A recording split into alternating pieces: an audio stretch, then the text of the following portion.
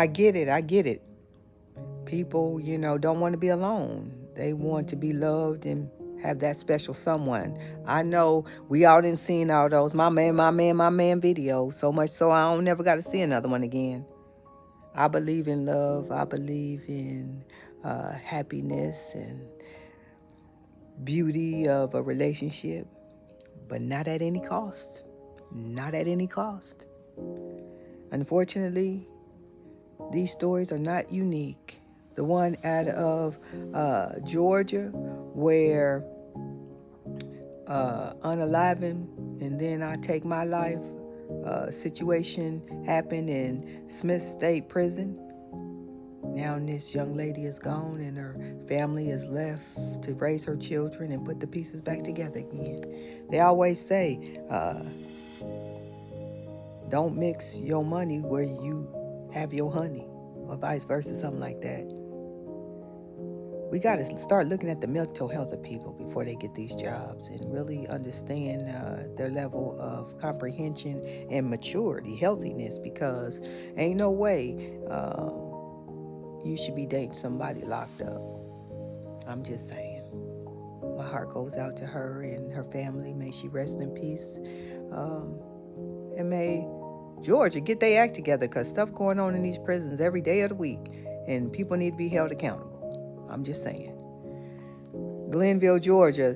The Georgia Department of Corrections is working to get answers after a gruesome pow took place at Smith State Prison early Sunday morning.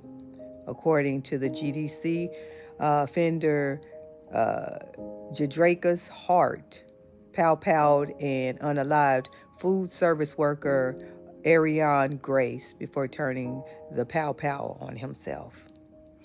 The GDC announced Monday that during the course of its investigation, it was discovered that a personal relationship existed between Grace and Hart. The Corrections Department added that a suicide note was also discovered that appears to have been left by Hart. GDC said it recovered the pow used in the shooting. The Corrections Department is now working to learn what led up to the incident. Many specifically want to know how the pow got into the prison. I want to know that too. Some of them corrupt and need to be locked up. Corrections and officers in the facility. It's a shame.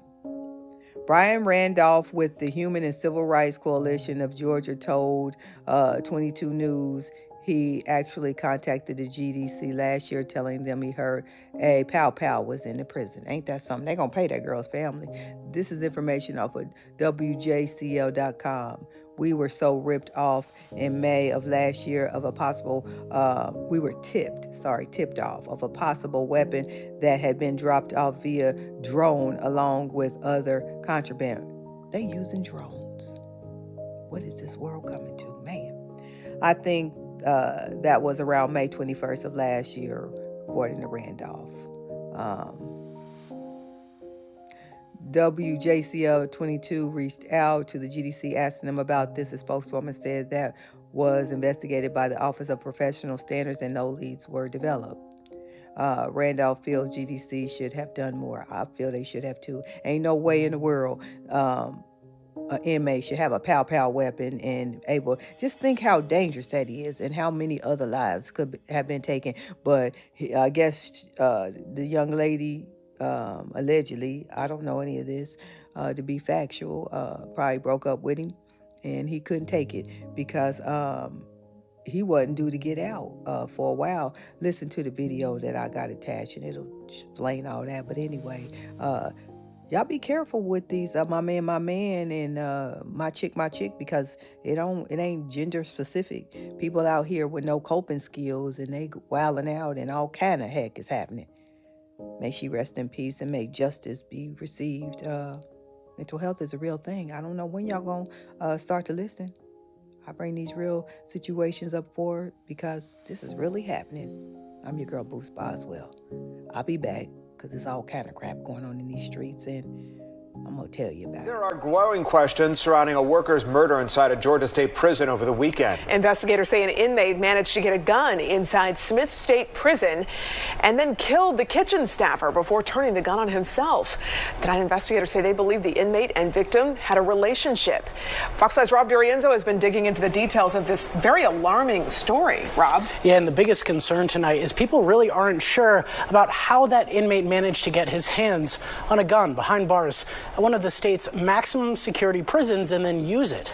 The Department of Corrections still does not have an explanation for us tonight, but we've since learned that the kitchen employee killed early Sunday morning was just 24 years old.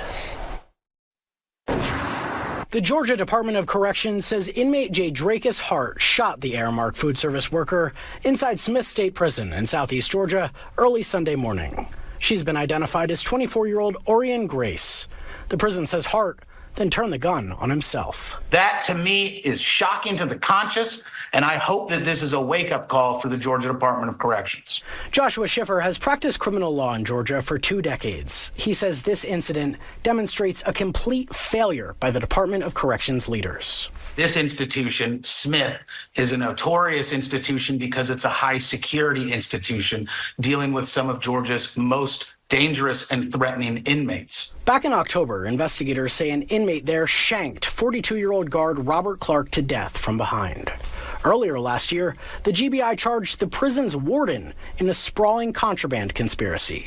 Hart was serving time for voluntary manslaughter and aggravated battery from a 2015 case out of Carroll County. His earliest release date would have been 2043. This wasn't a shank or a piece of wood or a razor blade. This was a firearm with ammunition, and everybody needs to realize how dangerous this situation was and how indefensible this death is. The entire state correctional system has been under a years-long federal investigation into allegations of civil rights abuses. The state legislature just formed a committee to review it from top to bottom. Hearing from the mother of Orion Grace, the 24-year-old who was shot and killed inside of Smith State Prison in Glenville. Grace was shot by Lled Hart, an inmate who later shot and killed himself. Our Anna Stansfield sat down with her mother as she grieves the loss of her daughter.